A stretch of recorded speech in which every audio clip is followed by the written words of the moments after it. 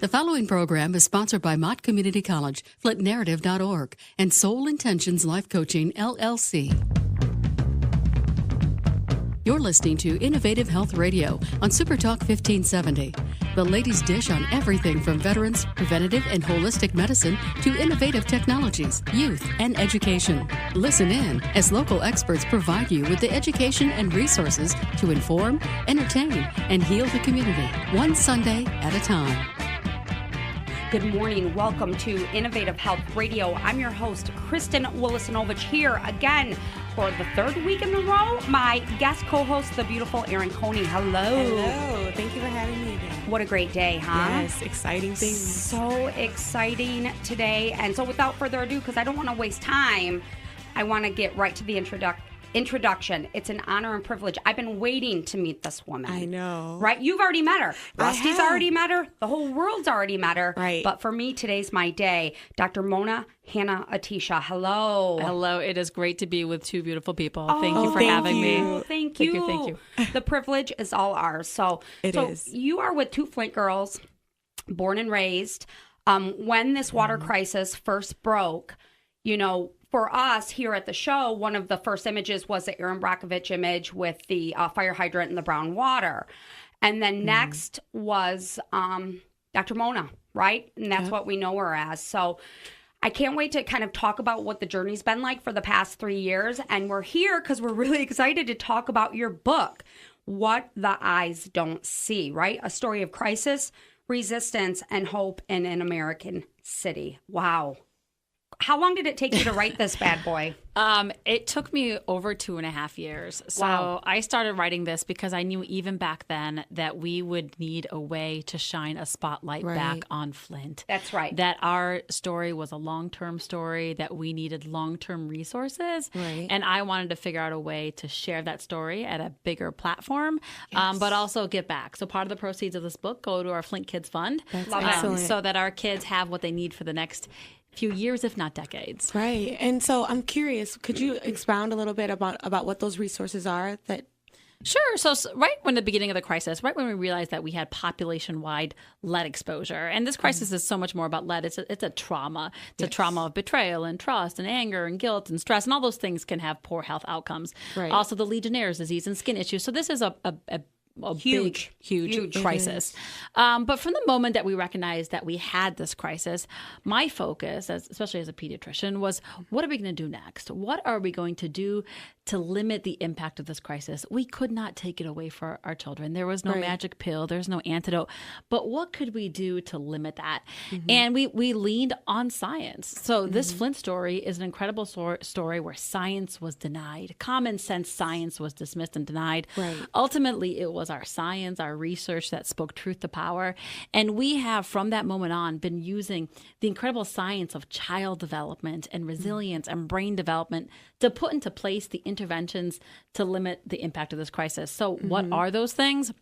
Things like home visiting programs. We have 2 brand new child care centers, Educare and Cummings, near universal preschool, massive expansion of early literacy programs, Medicaid expansion, which is healthcare act folks, trauma-informed care, behavioral health services, mobile grocery stores, mindfulness in our Flint schools. Incredible. It is amazing. And that is the story that I hope to share. Not Flint equals disaster, but Flint equals recovery and hope.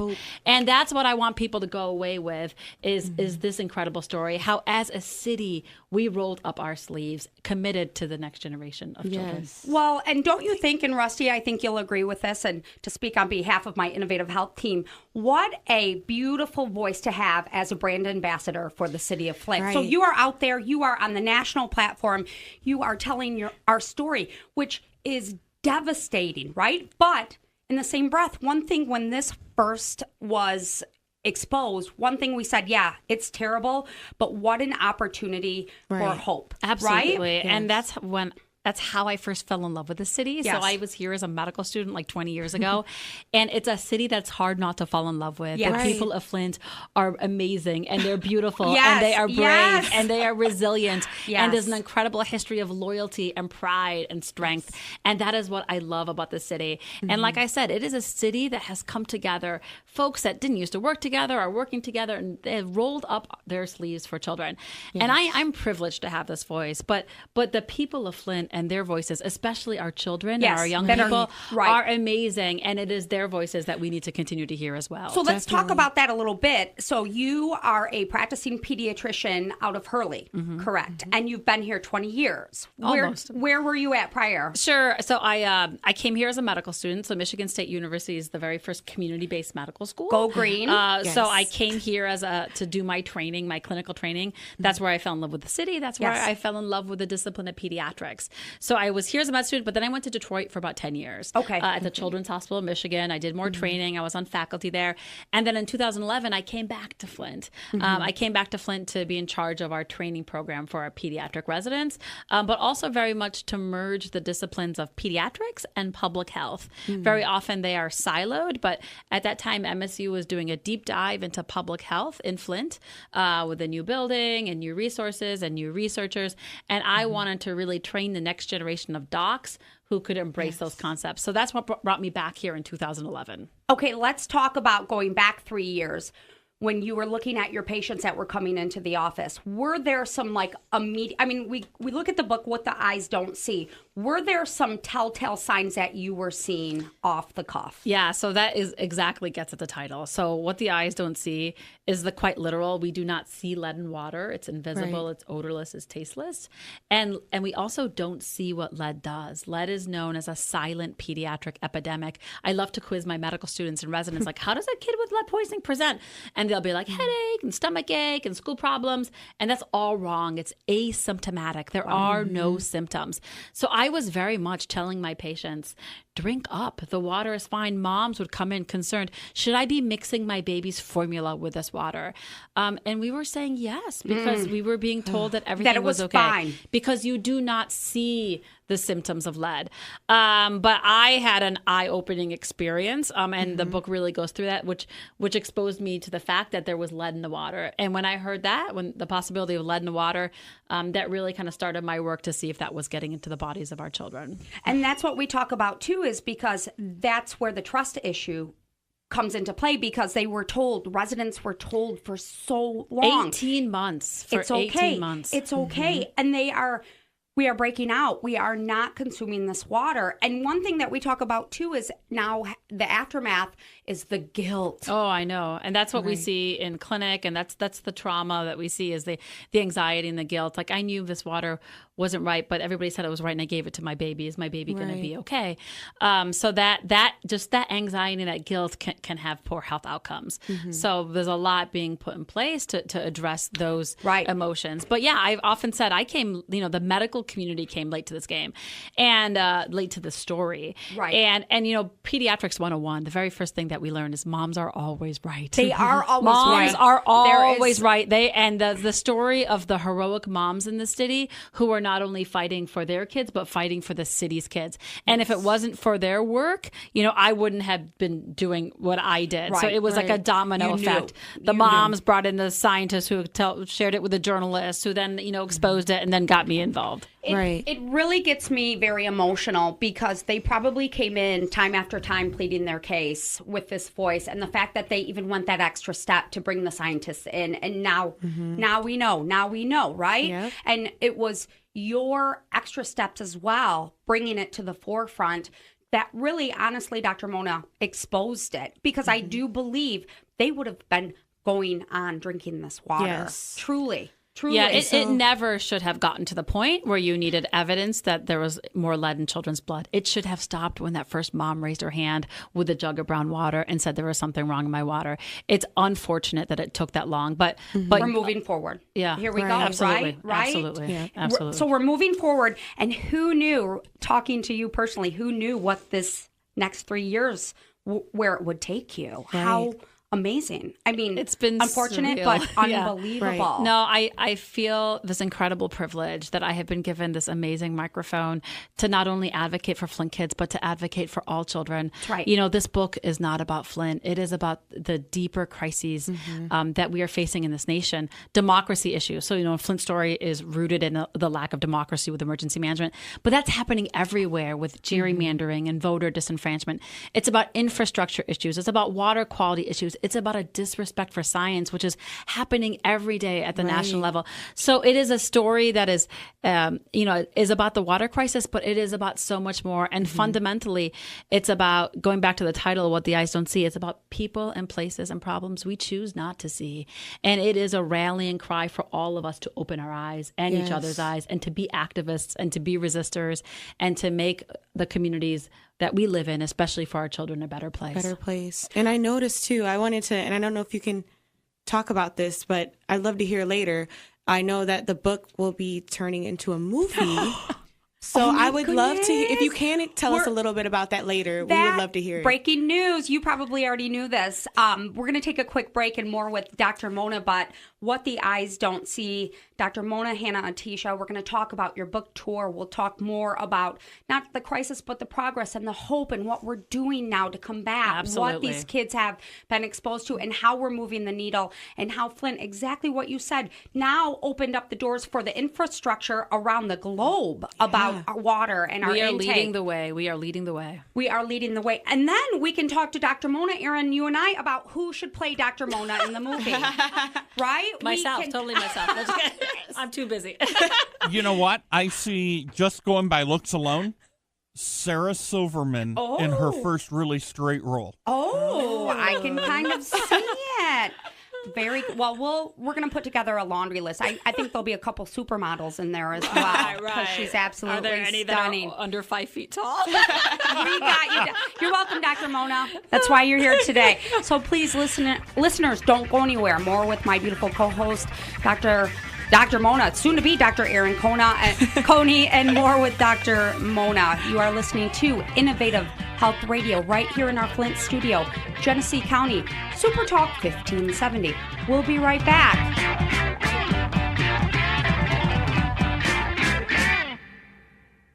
This is Morgan Freeman. Colorectal cancer is the second leading cancer killer of men and women over 50. Doesn't always cause symptoms, but it can be prevented. Get screened. A message from the U.S. Department of Health and Human Services. We are live outside the home of Joe and Rosie Goddard, where a pretty big tickle fight broke out just minutes ago. Sources say their father instigated the laughter. Let's go inside for a comment. Apparently, they have no comment. Dads, let this be a reminder that it only takes a moment to make a moment. Call 877-4DAD-411 or visit fatherhood.gov. Brought to you by the U.S. Department of Health and Human Services and the Ad Council. There are some things you can only do once in a lifetime. Graduate high school, get your first job, and if you're a young man about to turn 18, there's one other thing, which is also the law: registering with Selective Service. It's fast, it's easy, and you only have to do it once your entire life. Just visit your post office or sss.gov on your computer or smartphone. Do it and keep yourself eligible for a lot of other once-in-a-lifetime experiences, like that first college loan or Pell Grant, or U.S. citizenship if you're an immigrant. Come on, smile. Oh, honey, he's still not smiling. Maybe he's not a smiler. Yeah, maybe he's just not a happy baby. Maybe he's just being a boy. Or maybe he's teething. Maybe it's just a phase. Maybe he has autism, and we can definitely do something to help. Maybe is all you need to find out more about autism. No big, joyful smiles by 6 months is one early sign. Learn the others at autismspeaks.org/signs. Brought to you by Autism Speaks and the Ad Council. In 95, I helped tow your trailer. And in 09, it was sparks from me, your chains, dragging behind your truck that accidentally started a wildfire. Spark a change, not a wildfire. Visit SmokeyBear.com, brought to you by the U.S. Forest Service, your state forester, and the Ad Council. You're listening to Genesee County's Super Talk 1570.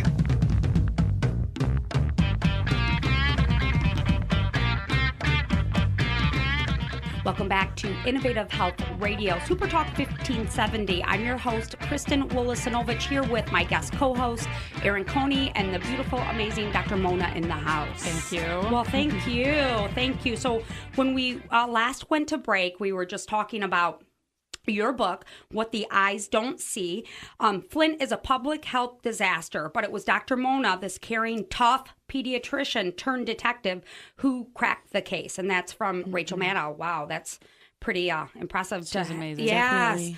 And that's exactly like, I'm just meeting you, but everybody has said how incredible you are. And it's the truth for me, it's just your energy and your passion and your light.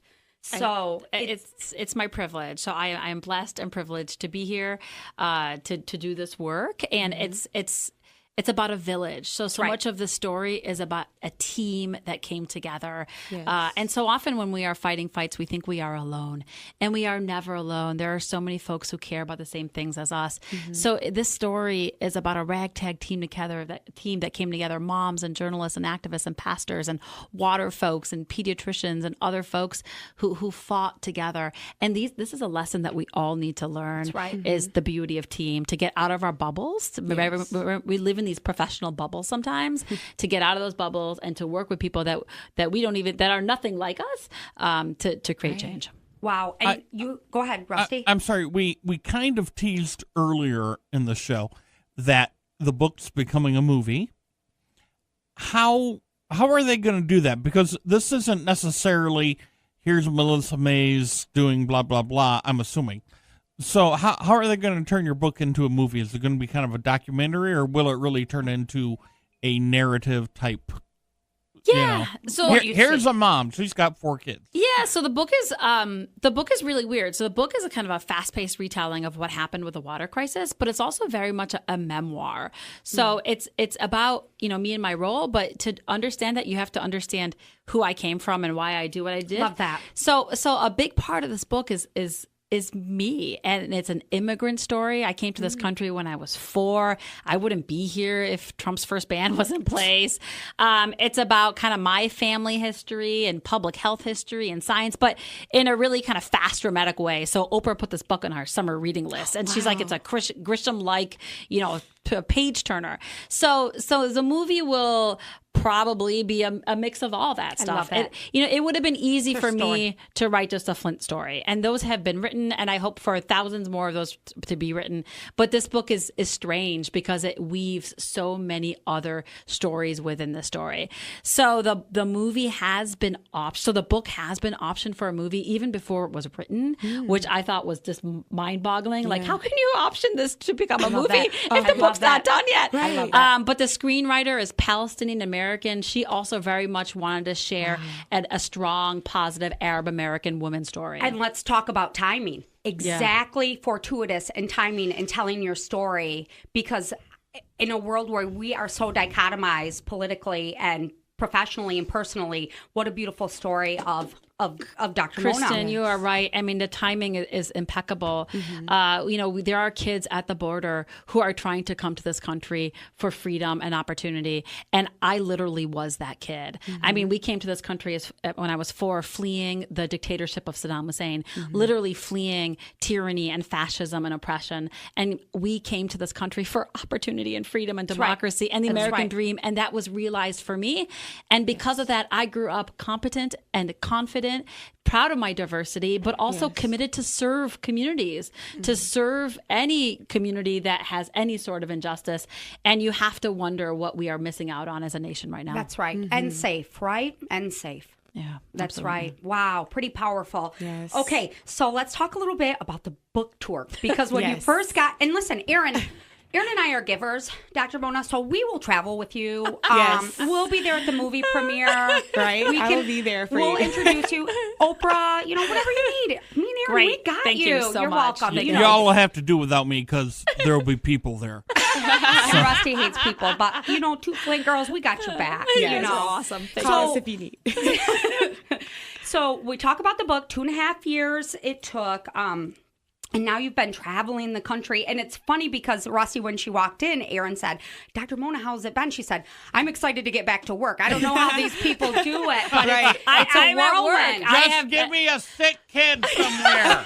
I mean, I've been in clinic. I'm back at work. Our work in Flint is just beginning. And we have so many projects, large and small, that we talked about that we are putting in place. So it's been amazing to go around the country and to talk about this book and the story and to elevate issues and to raise money for Flint kids. Good. However, I'm glad to be back and grounded. You know, I've been, you know, this is such an amazing privilege, but I try to ground myself as much as possible. You know, I'm back home with my kids doing laundry, you know, day to day. like taking them to camp and all this stuff. So it's important to stay here and to do the work as much as possible. So the big book tour is largely over, and it was amazing. You know, from the East Coast to the West Coast. In June, right? The book came out June 19th, and it's been doing really well. It's on lots of bestseller lists. But you know, and it's just so amazing to share the story. Like that's the reason I wrote the book, is to share the story, to impact more children in our nation. And I hope that's resonating. And bring awareness, bring more awareness. It's pretty incredible. And I love that you work at Hurley, because I did my rotation at Hurley, and I thought about you when I was there earlier this summer, and I was like, I need to get with her to talk to her, especially as following in your footsteps with the medical field. You're just a trailblazer, and I'm so proud to sit next to you right now. Oh, awesome. it is. This and is that, really and that is incredible. when I was writing this book, the audience was young people. It was especially young women, especially young women of color. Dude, I totally wrote the book for you. But it was like, how can we inspire the next generation of kids to use their brains and to use science and to be loud and stubborn and to speak up for their communities? And so you know, our little Erin's getting her own podcast, so we will book you on her show, which she starts. So it's exactly right. It's like these young African-American women from Flint and these leaders. We love dropping these little birdies out of the nest. And they're leading the way, and we are following. It's a privilege. So I have to tell you real quickly, it's funny, you did start your tour in June, and we reached out to your team in June to book you, but you were slammed, and they're like, well, where are you from again? I said, Flint. Can we get her home? So the book launch, the Michigan book launch was at the Flint Public Library. It was. And there was a great group, and we're going to do more Flint-specific events at Barnes & Noble and Totem. So I always say, I will always do something in Flint, Oh, of course. girl. That's where I am. I just came from work. Right. But I will tell you, this is only the beginning. There is so much to do. So let's talk a little bit, and then I know you had some questions about the registry, because what we would like to do now is, you know, we're talking about hope and moving the needle and progress, and then you still have these parents with these babies who are in this everyday trench going, this is something that's going to be ongoing. So that's tell us a little bit about resources, what they can learn, how we can start to reverse the process, and how we help them. Absolutely. So the Flint Registry is one of the ways that people can get connected to the resources to not see the consequences of this crisis. So you can go on flintregistry.org. You can pre-enroll right now. Enrollment will happen this fall. It's a way for us to identify folks who are exposed, but more importantly, to get them connected to the services that everyone needs. The Flint Registry is for children and adults. Even if you worked here or went to school here and didn't live here, even if you've moved out, the Flint Registry is for you. It is modeled after many other national registries like the World Trade Center Registry and other registries that have been following folks for a long time. But we are once again leading the way, because this registry is unique in that it will get you supported. It is not research. It is not just sitting back and seeing what's happening to folks. It is truly getting people supported and connected to all these things that we've been able to put in place and will continue to advocate for. I love that. It's wonderful. It is. And a question for you. Erin and I had the honor to meet with Elon Musk's team. And they were... You can imagine, like, his face. We were probably like one of his last meetings. I'm like, hey, how's it going? He's like, it's a lot. And it is. It's overwhelming for someone coming into it. And one thing we had said is there's still the trust factor, right? And that water is still needed. What are your thoughts on that? Because obviously, from a national standpoint, the water has stopped. Everyone presumes, it's all fixed, and it's not. What are your thoughts on still bringing water into the neighborhoods? Yeah, so until the pipes are all completely replaced, people need to remain on bottled water and filtered water. And that is because we're doing something awesome. Once again, leading the way. We are replacing our lead pipes. And when that is completed by 2020, we will only be the third city in the country that has replaced their lead pipes. That is amazing. That is Yay amazing. for Flint. That is incredible. But whenever you do this earth-moving infrastructure work, you need need to take precautions because it can disrupt the lead that's underneath. That's right. So that's why people still need to be using filters and bottled water until those pipes are replaced. Completely replaced. And it's a massive undertaking, but it's getting done. Yeah, we've replaced over 6,000 lead pipes, and we have about 9,000 left, which is really in record speed. The 2 other cities that did this took them over a decade. Wow. So like I said, Flint is once again leading the way, and others will follow because there's lead in pipes everywhere. So, Dr. Mona, we are out of time. I can't believe we've got you on speed dial. She's on our number one. We promised no midnight calls, but we can't make that promise. But thank you. We love and adore you. What the eyes don't see. Dr. Mona Hanna Atisha. You can get this everywhere. You can get this Barnes & Noble. Right. Amazon, pretty much anywhere. And it's also available in the audio version. I recorded the audiobook so you can hear me. But it was probably really passionate to read. How long is the audio? It's 9 CDs, but you can also get on Audible as a download, but it's 11 hours on the audiobook version. It's 11 hours. Yep. And this book was written in the first person, I, so I wanted to be the one to say it. Yes, I'm glad you did that. I have goosebumps. We love you. Get this book, What the Eyes Don't See. It'll give you some massive insight into what Dr. Mona's journey and how she's going to continue this journey with and bring everybody, awareness. with this amazing Flint team. Yes. Honor and privilege. Thank you, Erin Coney. Thank you. Thank you, Dr. Mona. Thank you, guys. So please, listeners, don't go anywhere. Speaking of Children's Hospital, we have Luann Ewald coming up from Detroit Children's Hospital, and I cannot wait to share my personal story of my daughter who lived in the NICU for 8 days. So, what a day. What a day. Big thank you. So you have been listening to Innovative Health Radio right here in Flint, baby, Genesee County, Super Talk 1570. We'll be right back.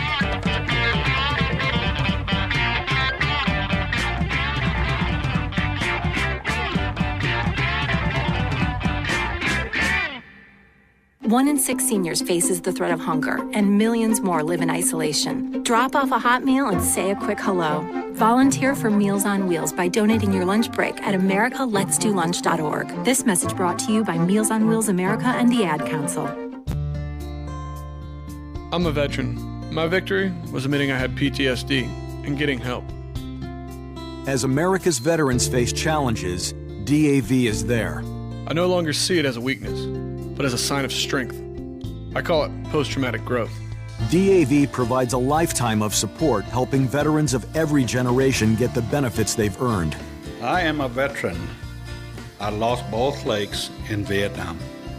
Every year, DAV helps more than 1 million veterans so they can reach victories great and small. My victory was getting my benefits and a good education. I'm a veteran. When I got out, I felt like nowhere was safe. My victory was finding the help I needed. But there's more to be done, and more victories to be won. Thanks to DAV, now I feel like I'm human again. Help support more victories for veterans. Go to DAV.org. Helping military and veterans families. Fisher House at fisherhouse.org. Good news. If you're a 2018 graduate from a high school or GED program located in the city of Flint, Flint Promise, a scholarship program, allows eligible students to attend participating colleges for little to no cost. Visit theflintpromise.org to get started. Deadline to apply for the fall 2018 semester is July 16th. In the meantime, students are encouraged to complete their FAFSA, which is a requirement of the Flint Promise Scholarship. Once again, get all the details at theflintpromise.org. Flint Promise is administered by the Flint and Genesee Chamber of Commerce. Helping military and veterans families. Fisher House at fisherhouse.org. This is Super Talk 1570.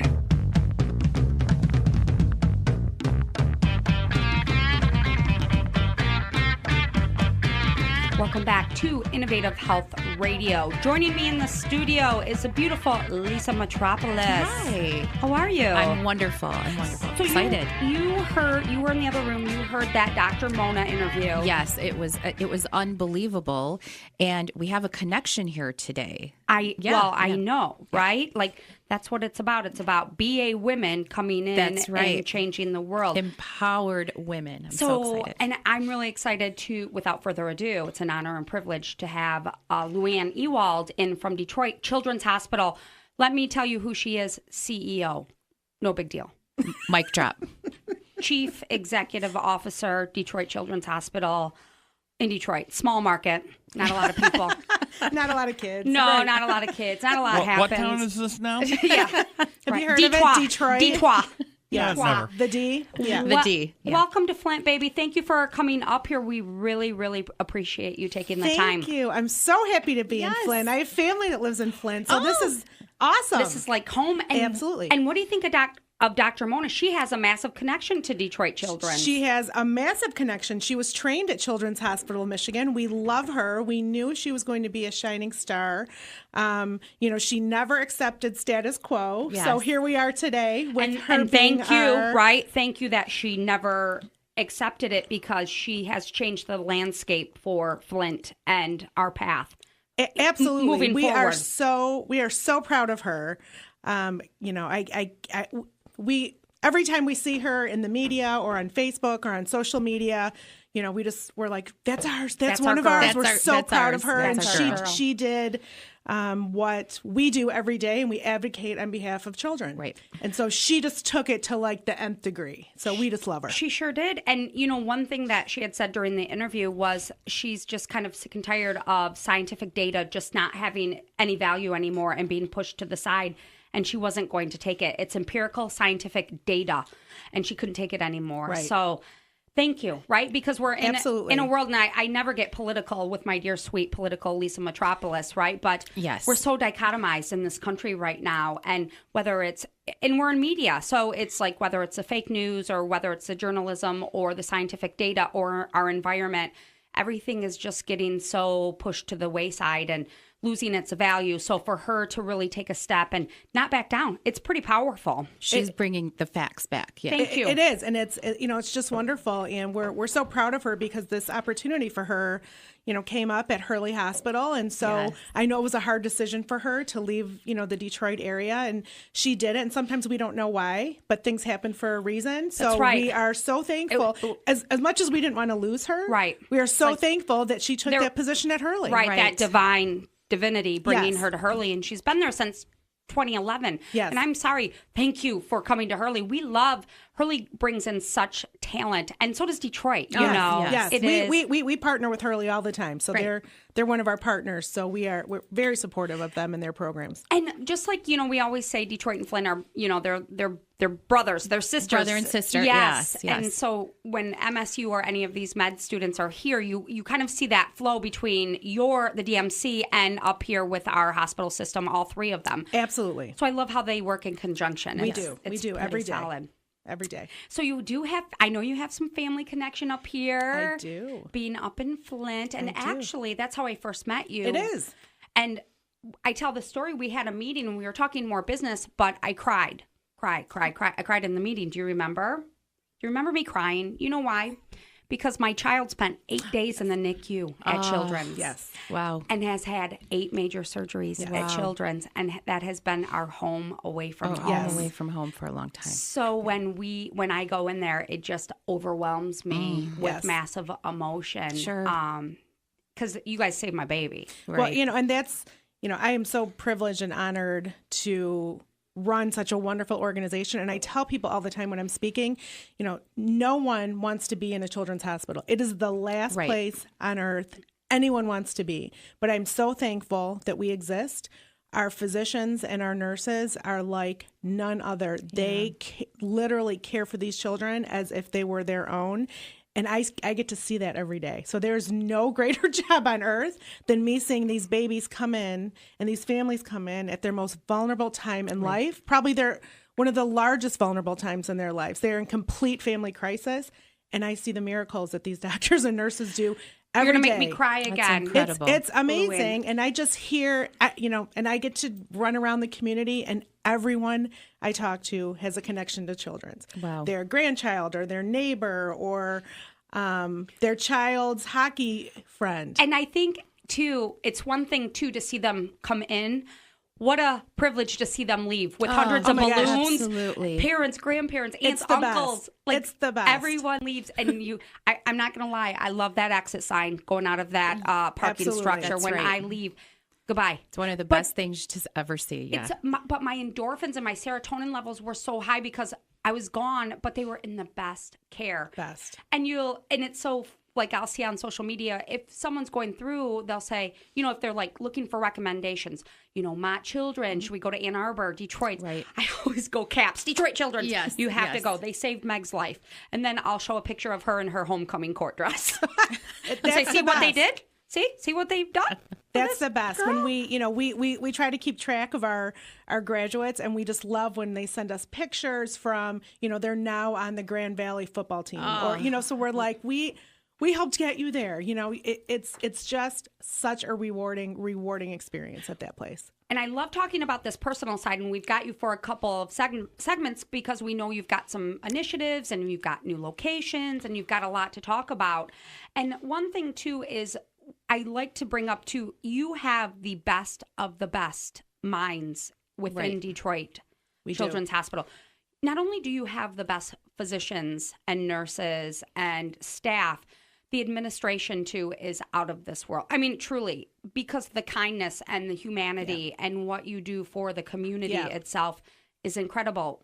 And tell us a little bit about your journey within Children's. Yeah, so I actually started as a student. So I started almost 26 years ago. I think it's 26 years. I thought you were only 26. I know. That's so weird. I know. I look 26. You're so sweet. Weird. So sweet. I started as a student. I was an administrative resident. I was getting my master's in hospital administration, and I had to do a year of a residency, and I knew I wanted to work in a children's hospital.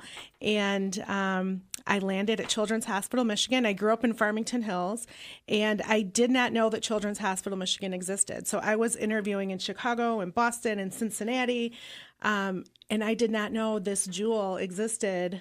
Wow. A half hour from where I grew up. Wow. So I walked in the door. I was 23 years old, and I said, I'm going to make sure everyone in the world knows about this hospital. Wow. And so I just sort of went on my journey. And I think, I'm a different kind of CEO because I believe that children are our responsibility, not just when they're sick. So we do a ton with the community because we advocate so they don't have to use the hospital. So what kind of CEO is saying, don't come here? Right. Education, if you prevention. need us, I want you to come here, right. but I don't want you to need us. So I want you to I want to make sure that you are reading books and you're eating healthy and there's injury prevention and you're not touching the stove and you're wearing a bike helmet. So our team does a ton of that work to try to keep you out of the hospital. And so that's just our mission. Those are the kind of people we are. We are advocates for children, not just when they're within our four walls. Well, and, one thing as well is you are dealing with inner city urban population, right? Absolutely. So education and getting in early 0 to 5 and working with moms and dads and changing the landscape. And I think you've seen that evolution, like you said, in your 26 years. I've been with that hospital. She will be 17 years old. Right. And we started when I was 5 months in utero when she was. Wow. And what an evolution that I have seen, whether it's aesthetically with the hospital or internally or the programs you offer. It's been an honor and a privilege, as crazy and weird. And gosh, I wish she never would have had to go through it. But that was her life and what we had to deal with. I can't tell you how I get emotional because what you've done, Luann, I mean, seriously, under your leadership and under your staff, it's really kind of insane what you've accomplished. It is so amazing. I just have, like you said, like you started this conversation, I just have the best doctors, the best nurses, the best administrators who just really care for these kids. And the best example was 11 years ago, there were nurses who got together during the summer and said, why are these kids coming in and they're so much sicker and they're having such a hard time healing? Well, they found out that these kids were no longer in school. So because it was summer and so they weren't eating. Yes. Right. Yes. So they're like, what can we do? So, 11 years later, these nurses every single year have raised money and cereal so these kids can eat during the summer. So, that's outside of the scope of the services we provide. Of their job criteria, correct. Right? They're like, this wasn't in the their job. Personal time. They bring their family, their friends. And, last year we raised almost 2 million servings of cereal for kids and raised almost $100,000. So that's the extra stuff. Those are the people we love. We want to help you, too. That's why I was so excited to have you. I said to Lisa, bring a Detroit up in Flint, baby. Yes. And I, of course, was so just thrilled to be able to do this. Yeah. So happy to be here. Yeah. So we've got more. We're going to take a quick break, but more with Luann Ewald, CEO, that's Chief Executive Officer, Detroit Children's Hospital. I can't wait. We'll talk about the new building because you have a new location, other initiatives that you've been doing. And actually, I'd love to talk about like your advice for up and coming young women who are looking to you as a mentor, and what are some tips for people that are coming up the ranks? Because it's not easy. This society's not easy, but you have this light and energy and love, and we love to share that. So please don't go anywhere. More with the beautiful Lisa Metropolis, more with the young and beautiful. Young. Thank you. Not you, Luann. Luann Ewald. You are listening to Innovative Health Radio, SuperTalk 1570, right here in our Flint studio, Genesee County. Don't go anywhere. We'll be right back.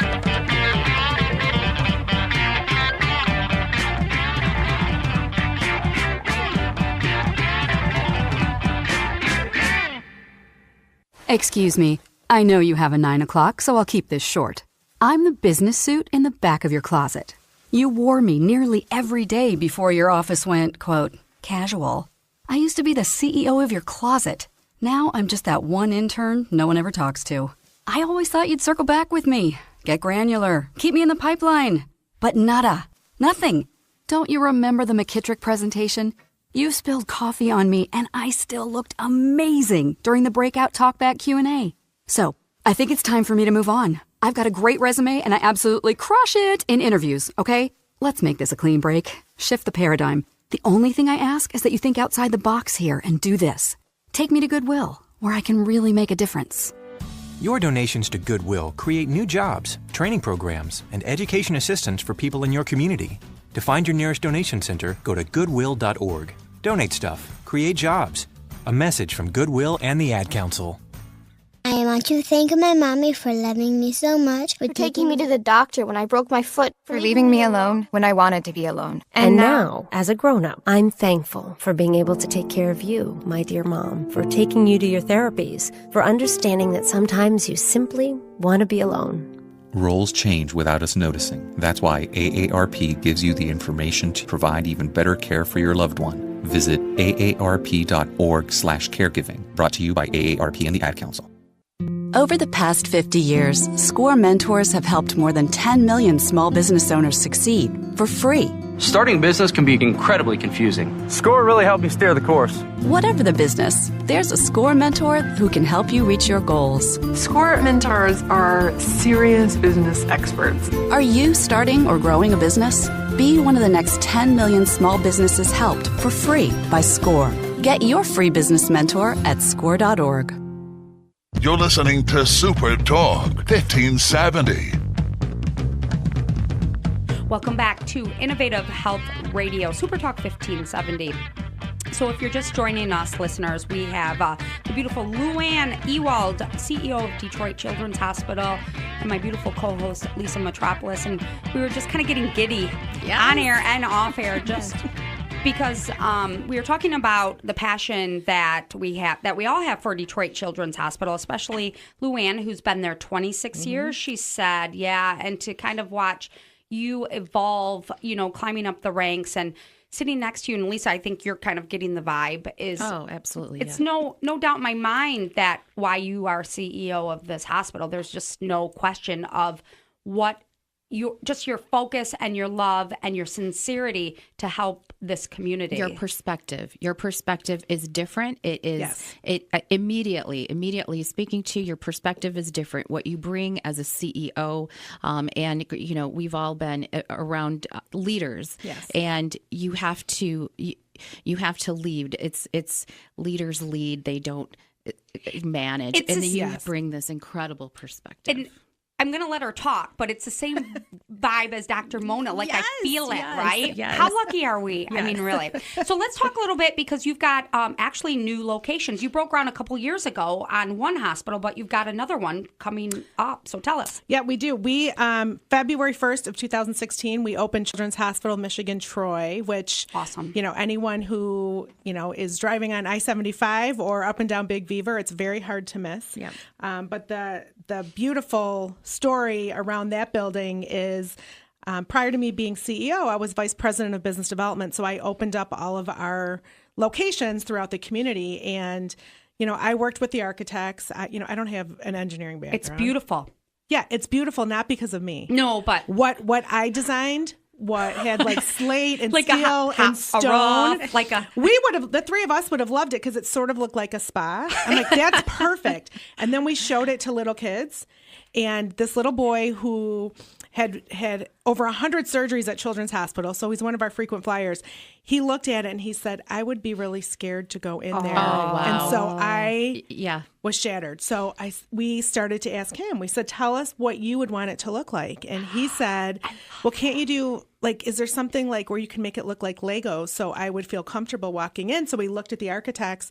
We're like, are there bricks that look like Legos? Like, the city of Troy may kill us, but let's see what we can do. Right. That's where it came from. Wow. It came from a 12-year-old boy. Wow. That's incredible. Yes. And so that's why it looks the way it does. And now kids go in, it's welcoming, it's inviting, they're not scared. Well, can I say something too? And no disrespect to my Flint, Genesee County hospitals, because I do love them. Yeah. But when something would flare up with my Maggie, I would always go to Children's. It didn't matter. And it could be like a midnight, and we would drive to Detroit an hour, 20 minutes. But you know what was so beautiful when that opened? When I went to schedule, they're like, okay, where are you at, Fenton? Oh, you're in Fenton. Well, we can schedule you in Troy. And that saved like a 30-minute drive. Right. So that was really cool to kind of reach that northern, more. Absolutely. You hit Southeast Michigan, but now you're kind of hitting people. We did. That was like the last piece of property on Big Beaver, and we just grabbed it because we knew it would draw from Flint and Macomb County and Oakland County. So it was sort of this great triangle pull right in that location. And when you're going through something like that, the last thing you think about is driver demographics or geographics. You don't even care. But when I'm sitting there and it's maybe 3:00 in the afternoon, I'm like, well, I need him to see her. And he's like, it shaves off 35 minutes of my drive. Each way. It's like, oh my goodness. Yep. Right. Yep. It was amazing. So brilliant on that. And now also you're breaking ground. And now we, right when that one was built, we also broke ground for the new Children's Hospital Michigan downtown because we were out of space. And we are one of the largest, busiest emergency departments in the country, like adult and kids. We see almost 100,000 children a year. So we had to redo our emergency room, which is amazing and awesome and fabulous. We redid the neonatal intensive care unit and the pediatric intensive care unit. And we also redid our operating room. So those are our real critical services. We redid all of them. Again, we talked to patients and families and said, how would you want this to work? And so similar to what you said earlier, you were walking up and down the stairs because there was nowhere for you to go. We created family lounges. Wow. We created, we have pull-out couches so moms and dads can sleep with their child in the room, which we didn't have before. Wow. So we really, in the room. You need to come down. You will. Wow. I was just saying, gosh, I really want to come back there, but I don't, but I will. You do. It is. We listen to the moms and dads. And so we have, there's charging stations. So anything we could do to make them just calm. And we also created huge lounges outside of the area, maybe 10 steps outside of the NICU, amazing. Just so you can get away for a second, plug in your computer. Wow. The entire building faces downtown. So you see the Renaissance Center, you see the sky. So it just brings some calm. It just brings calm in a completely crisis situation. It is. So that's how we built that. I cannot wait to get down there and take some pictures and check it out. And one thing that was really instrumental for me and my husband and our family was the Ronald McDonald House. Yes. And for people who aren't familiar with it, it's funny because growing up, you always heard about it. You just didn't really know what purpose it served. You always knew you went through McDonald's and they're like, you want to donate $1? To the house. Yeah. And so I never even really knew. Actually, I was so naive. I thought it was more for the kids. Really, it's for the families. It's for the families, yes. And it changed our lives. So when Maggie was born, she did 8 days in the NICU, which was incredible given what she went through. But then we came back to the house, and it was such a warm, inviting environment. And other families, it's crazy what these kids go through. So what we went through was so intense, but when I looked at what other people were going through, my child was going to live. And a lot of these kids were were in oncology. And so I got to bond with all of these families and talk about strength and talk about a safe haven and talk about feeling so secure in that home. It was I just can't say enough. I get very emotional. You know I do, because it's just having personally gone through it. It's one thing to talk about something, but having gone through it as a mom and having your child in it. Luann, what you guys do is, not to even get religious. There's some divine interventions. There's divinity. It's pretty incredible. And I can't thank you. And no wonder you smile, because it is a massive privilege to be able to save these kids' lives and be with these families who are at critical times. I mean, it's hard to put it into words. It really is. And it really takes a village. The Ronald McDonald House is, obviously one of our major partners. And when we opened this new tower, what they, we had to move their old house, and we moved them up the street, and they have a gorgeous, beautiful, you have to come see that too. I can't cry. Wow. It's gorgeous. And what they did is they also created a Ronald McDonald family room for us in the hospital. So again, if you need to get away, it has a fireplace, it has lounge chairs, it has private space. It's like home. And they also brought a Ronald McDonald cart. So they have a volunteer sitting in the hospital every day, making sure that moms and dads are eating and getting coffee and just relaxing amidst the crisis. So they've gone up and beyond to make sure our families and our kids are taken care of. So we just love them. And let's talk about your volunteers. Yes. No words, right? Amazing. Yes. We have, and the best part is, it's summertime, so we have a bunch of teenage volunteers. Oh, that's so seeing these wonderful. 16 and 17 and 18-year-olds who are trying to figure out what to do with their lives, seeing them rock a baby, or seeing them, bring a therapy dog, into a child's room. We're trying to give experiences to the kids of the future, and hopefully they'll come back and be doctors and nurses and therapists. And so our volunteers are the best. Well, and that really allows us to kind of transition to you and your leadership and your career and your journey. And it's not been easy. Right. If it were easy, everybody would do it. Right. So what's some advice that we're out in the community all the time, and we love, you remember getting older, all these kids, they just don't understand. Right. These kids don't get it, these curmudgeons, and we're out with kids, and I can't tell you how brilliant they are. They are. They blow us out. They're amazing.